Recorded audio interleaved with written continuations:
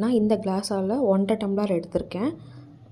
அதுக்கு 6 டம்ளர் தண்ணி ஊற்றிருக்கேன். கொஞ்சம் திக்னஸாகவே இருக்கும். உங்களுக்கு வேணுன்ற அளவுக்கு தண்ணி ஊற்றி நீங்கள் கரைச்சிக்கலாம். அவ்வளோதான், கவுனி அரிசி கஞ்சி ரெடி.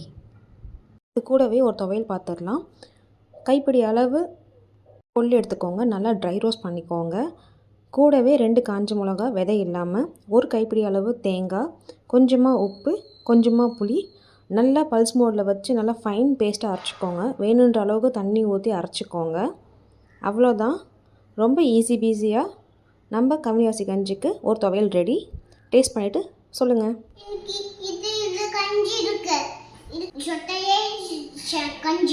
சாப்பிட்டு பாரு, இது சாப்பிட்டு பாரு.